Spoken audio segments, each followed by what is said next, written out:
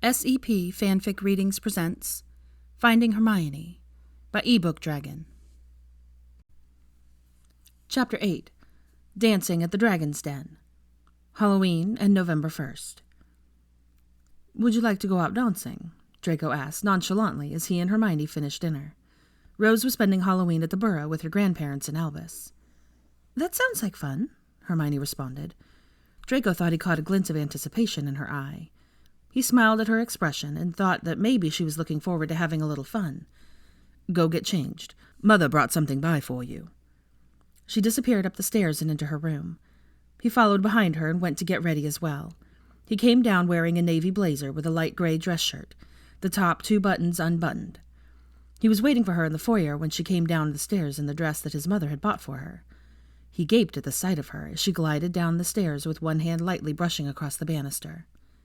The dress was a cobalt blue, one-shoulder sheath dress that ended just above her knees, with a slit up the side to mid-thigh. The dress was fitted to accentuate her curves, and it fit her like a glove.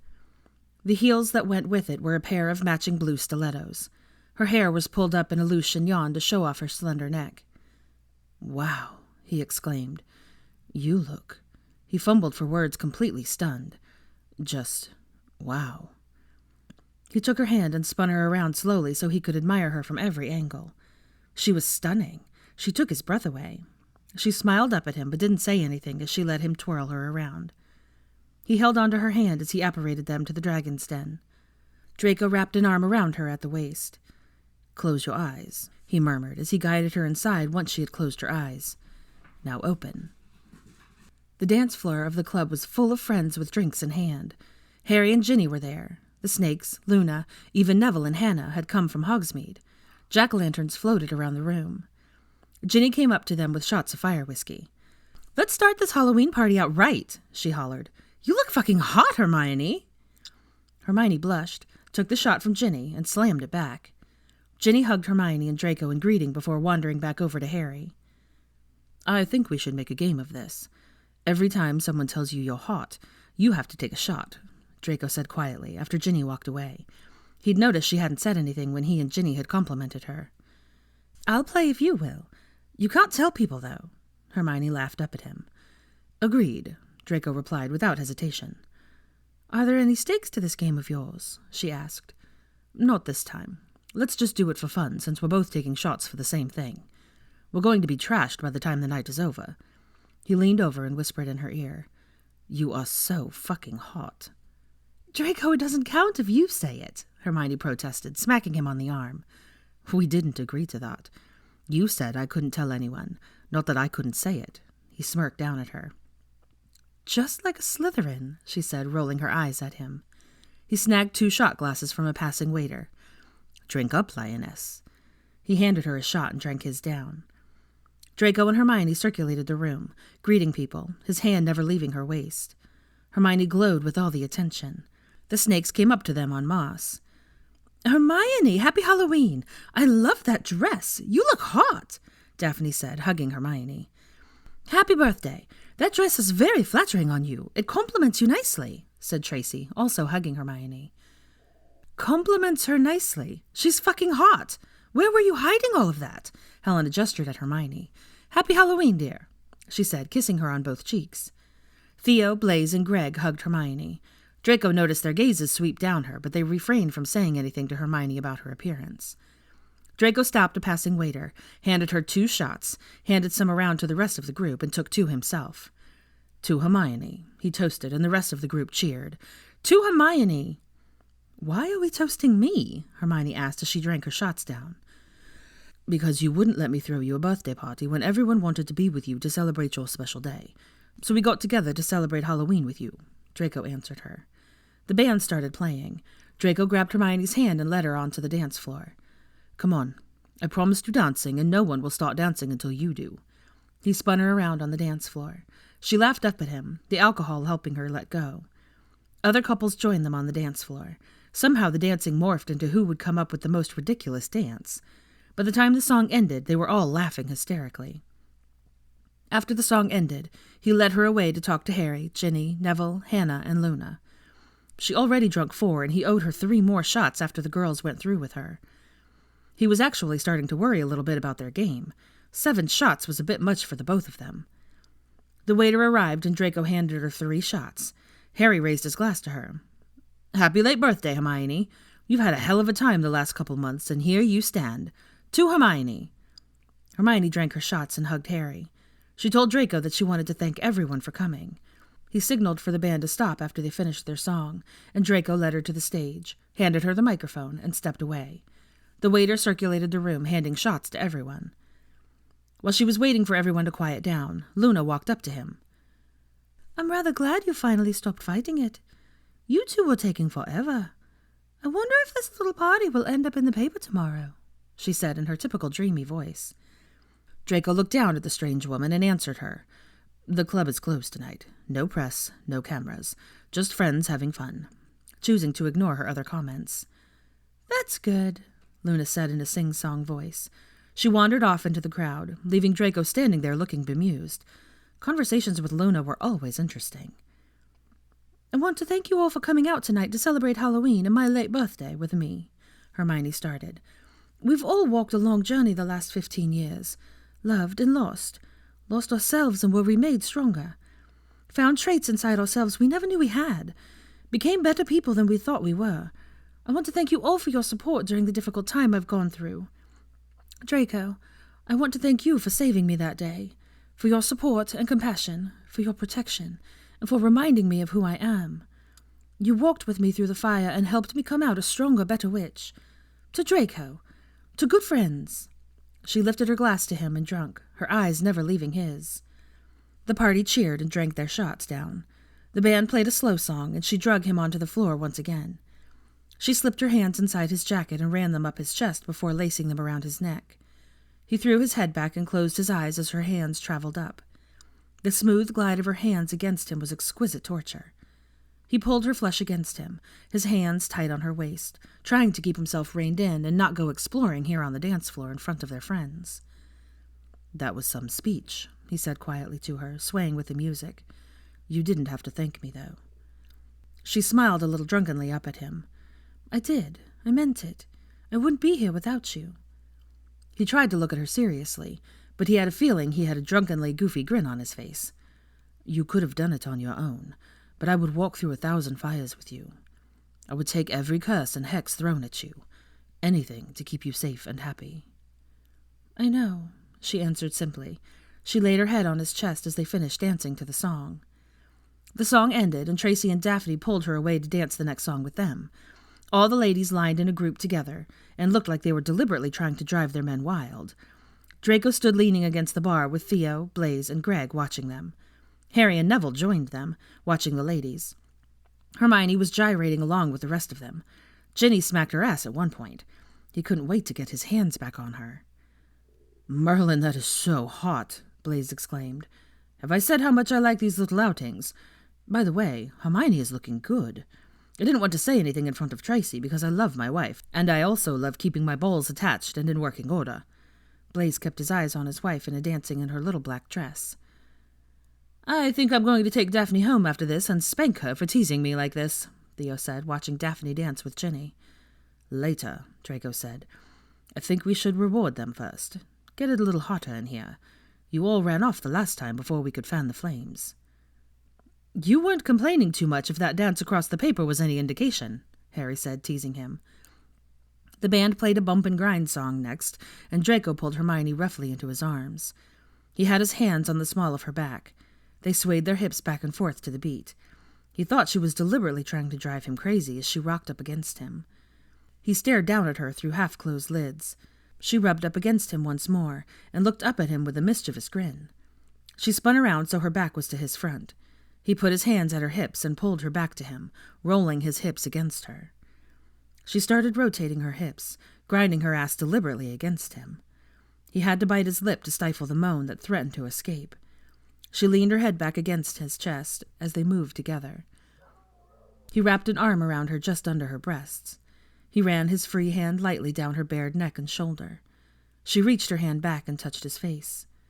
He turned into it and kissed the palm of her hand. She swayed her hips with his, grinding against him. "You're so sexy. You're driving me crazy," He growled low in her ear, rocking his hips up against her. "It's just the dress and the alcohol getting to your brain," Hermione answered him dismissively, swaying back against him. He let his hands wander down the curves of her sides as they swayed against one another. "The dress just accentuates the beauty wearing it. I may be drunk, but I know a beautiful body when it's rubbing against me." He thrust against her again. "Do you feel how much I desire you? That's not alcohol or a pretty dress. That's desire for the beautiful, smart, courageous witch here in my arms." "Draco, I want you," she arched and moaned against him. "I'm just afraid it's too soon." What was left of his functioning brain power jumped in jubilation at her words. "I'm not telling you we have to do anything about this right now. That you want me is enough." The song ended, and Ginny pulled Hermione away to make a trip to the restroom. Harry walked up to him as he watched them walk off. Hermione threw a look back at him full of heat and promise. "What is it about girls going off to the ladies' room in packs?" Draco asked, looking over at Harry. Harry looked at him seriously. "Probably to ask her what's going on between the two of you. It was getting pretty hot and heavy out there." "If this is the part where you question my intentions, save it," Draco responded curtly, glaring at Harry. Harry poked him in the chest. "Just so it's said, I'll kick your ass if you hurt her." Draco swatted at his hand impatiently. "Same as you did to Ron," Draco retorted. He knew very well that Harry hadn't done more than yell at Ron for his actions. Harry had the decency to look ashamed. Touché. "If your wife ruins this party for her, I'm holding you responsible," Draco threatened, poking Harry back. Harry nodded, and then looked at him seriously. "Duly noted. Just so you know, I'm not going to stand in your way if you two want to be together. You're good for her, and she seems happy with you. I saw how you were with Rose at dinner at the Burrow. You're a good father. Probably better than Ron ever was, as much as it pains me to say that about my best friend." Draco nodded as thanks to Harry. Harry was the closest thing Hermione had to a brother, and his easy acceptance of them would make it easier for them when she finally was ready for a relationship with him. Hermione came back with Ginny from the ladies' room. She didn't look mad or upset, so he supposed the interrogation went well. "Ready for cake?" he asked. Food and water would probably be a good idea. A 2-tiered cake with candles was wheeled in. They all sung happy birthday to her, even though it was Halloween. "Make a wish," he said. She blew out the candles. The waiter cut slices of cake, and he grabbed a slice from each tier and offered them to her. "We've got chocolate and strawberry." She plucked the plate with his chocolate slice away from him. He laughed at her greediness for the chocolate. They sat down at the table to eat. He handed her a bottle of water and insisted she drink some. "Do you like strawberries?" he asked. At her nod, he cut a bite onto his fork and held it out for her. "Here, try a bite." He watched entranced as she wrapped her lips around his fork. He pulled the fork away, and she moaned at the taste of the strawberry cake. She held out her own fork to him with a bite of her chocolate cake on it. She reached a finger out and wiped away some of the frosting from the corner of his mouth, then licked it off her finger. They sat that way, eating their own slices and feeding each other occasional bits of cake, sharing heated looks as they fed each other. They danced, drank, and had fun with their friends until 2 a.m. They had to take the flu home, and the bartender had to call out the location before they stepped into the fireplace, since slurring their location might have disastrous results. They stumbled up the stairs, supporting one another and laughing, and fell into their separate beds. They woke up late the next morning and stumbled downstairs together, both holding their heads and grumbling about hangovers. Tansy left vials of hangover cure next to their places at the table. "Bless that elf," Hermione said as she drunk hers down. The gossip column was covered in pictures of them. Prominent along them was the picture of them grinding on the dance floor. They had captured the moment when he had kissed her palm. Her head was thrown back against him, body arched, eyes half closed, slightly parted lips. His head was turned into her hand at his face, eyes closed, arm banded just under her chest. "How bad is it?" she asked. He had been staring at the pictures transfixed for a while. He handed the paper to her wordlessly. "That's what we looked like," she said in astonishment. "No wonder Ginny asked if we were sleeping together. Did you see the photographer?" she asked, looking up from the paper at him before looking back down at the paper. He laughed a little at her question and answered dryly. "I think I was a little distracted at that particular moment, and I probably wouldn't have been able to muster a brain cell to care. The club was closed, though. No one should have been in there taking pictures." He saw her run her fingers lightly across the pictures. It was by far his favorite picture of them. He just wished it hadn't been displayed across the paper like something tawdry. They spent the rest of the day relaxing and recovering from the night before. Hermione apparated to the school to pick up Rose at the end of the school day. Rose played on the floor in the study while he and Hermione curled up on the couch together, reading. His mother surprised them by coming over in the afternoon for tea. He expected a lecture about the pictures in the paper, but she just smiled at him. Surely being caught grinding on a dance floor with a woman, even if it was Hermione, necessitated the lecture about proper behavior. This was odd for his mother. They all sat down in the drawing room. Hermione and his mother shared the couch. He took up an armchair close to Hermione. They sat there together talking about nothing, drinking tea. Rose sat coloring with them. She got up and left after a while, then came back with a stack of books and set them on the table beside him. She held out a book to him. "Will you read to me, please?" she asked as she crawled up in his lap, not bothering to wait for an answer. Hermione and his mother were still talking, but so quietly he couldn't hear. Halfway through the third book, Rose fell asleep against him. He set the book down, feeling his own eyelids droop. The murmured voices of Hermione and his mother soothed him to sleep. He woke slowly a little while later. He thought he heard his name, and he came to the realization that his mother and Hermione were talking about him. Curious, he kept his breathing steady and his eyes closed. Rose was still curled up in his lap. He could feel her little hands fisted in his t-shirt. "Draco used to do that with Scorpius. I would come over and find the two of them curled up asleep in his chair and a stack of books on the table," he heard his mother say. "He's good with her. He plays with her, reads to her, and listens to all her stories. He's even taught her how to ride a broom. If he's like that with her, I can only imagine what he was like with Scorpius at that age," Hermione said. "He's probably pretty similar. I would imagine he's kept himself from going into full-on daddy mode to be respectful of you. You two seem to be getting on well. Did you have fun last night?" his mother asked blandly. "Loads. Probably best birthday/Halloween party ever," Hermione enthused, then asked, "Are you going to ask what's going on between us two?" "No. Who asked you that?" "Ginny. Shortly after that picture was taken. She said she was surprised that I had moved on so soon. I told her that when I moved on and with whom was none of her business," Hermione said firmly. So that's what Ginny had pulled her away for. Hermione had been surprisingly closed-mouthed about her conversation with Ginny. "Good for you. You deserve happiness. Do you feel ready to move on?" His mother was probing. He could feel it. "I don't know," Hermione said, sighing. "It feels like it should be a bit soon.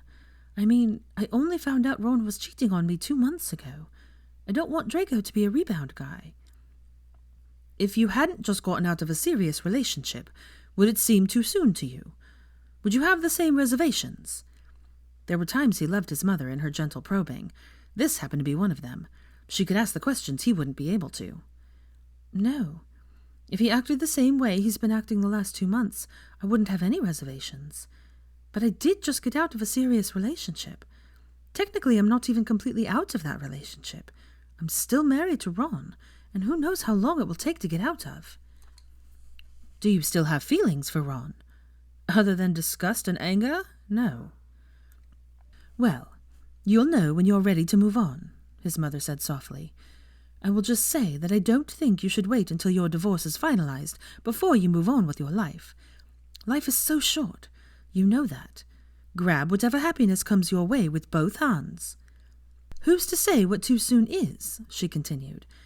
"If you don't feel anything for Ron anymore, and you feel you're ready, then that is the right time, whether it's tomorrow or a year from now. Others will always have an opinion, but you can't sacrifice your life and happiness on the altar of public opinions. Be selfish and greedy about living your life. Don't let others convince you what's too soon. You decide," his mother finished heatedly. "Thank you. That's why I like talking to you. You give me a different perspective, and then tell me to make my own choices." "That's what mothers are for, dear, to help you find your options, and then let you decide which one is the best for you. We really should wake them up." "Yes, Rose won't sleep tonight if she sleeps any longer. I'll wake them up." He heard the rustle of clothes as Hermione got up to wake him. He felt a hand on his shoulder, then brush up against his cheek. Draco nuzzled against her hand, then slowly opened his eyes and blinked up at her, hoping that he was convincing enough to make them believe he had been sleeping the whole time. "Time to wake up, sleepyhead," she said, smiling down at him. How long have I been out?" he asked, trying to sound drowsy. "About half an hour," she said, smoothing his hair back off his forehead. "Will you get me some water, please?" he asked with a croak. "I'll wake up Rose." "Sure." She walked off to get him some water.